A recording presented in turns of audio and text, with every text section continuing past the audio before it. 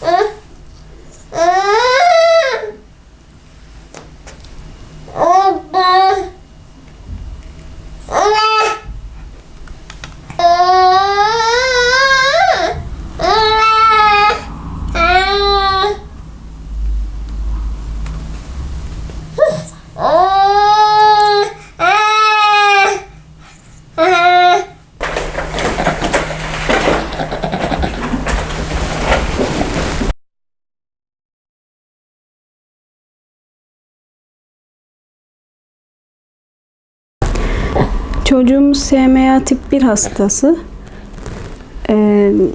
Yani kas hastası. Hareket edemiyor, rahat oturamıyor, nefes alamıyor. Kendi başına hiçbir şekilde hareket edemiyor. Ya şu anki hareketleri devletimizin verdiği 5 doz Spinraza ilacından sonra oldu. O yani geçici bir tedavi. İlacı almadığı sürece gerileyecek, tekrar hareketlerini kaybedecek. O ilacı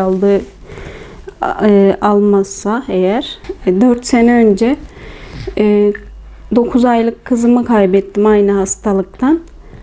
Onu 8 aylıkken öğrendik hasta olduğunu. Son ayı da zaten çocuk fenalaştı. Nasıl diyeyim size? Nefes alamamaya başladı. Aşırı terledi. Solunum yetmezliği çekmeye başladı. O gün de hastaneye yetiştirirken motor kazası yaptık. Yere düşüp öldü. Bu çocuğumuz doğduğunda ilk kızımdan tecrübe kazandığım için bunu da aynı şekilde olduğunu fark ettim. Çok cansızdı, hareketsizdi. Bez bebek gibiydi. Sonra işte genetik doktoruna götürdük, nöroloji doktorlarına götürdük. Hepsi de ilk bakışta zaten anladılar, SMA dediler.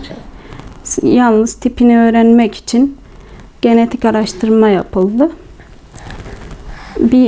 Bir ayda sonucu çıktı. SMA tip 1 olduğunu öğrendik. Ondan sonra Spinraza ilacını almaya başladı. Onun faydasıyla şu an bu şekilde. 2,5 aylıkken tedavi görmeye başladı. 4 doz aldı. 5. dozu 4 ay sonra aldı. Şu an 6. doz için 9 Eylül'ü bekliyoruz. Doktorlar bir şey diyemiyor. Hani Spinraza çocuğu yürütür eder diye bir şey diyemiyorlar. Sadece çocuktaki olan SMN1 proteinini daha sağlıklı bir şekilde çalışmasını sağlar diyor. Hani öyle yani.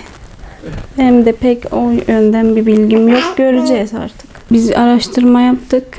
Spinraza'dan sonra Zolgensma adlı gen terapisi tedavisi çıkmış.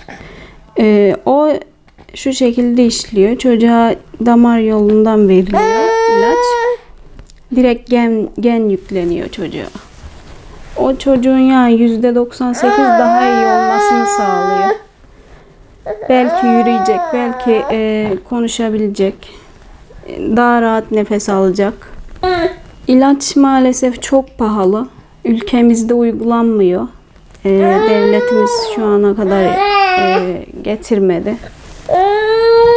İlacın fiyatı 2,4 milyon dolar. Artı tedavi masrafı da var.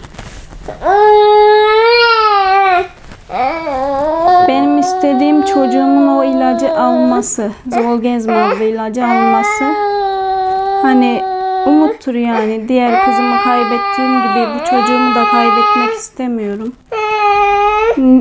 En azından çocuğum daha sağlıklı bir şekilde yaşayacak o ilacı alınca.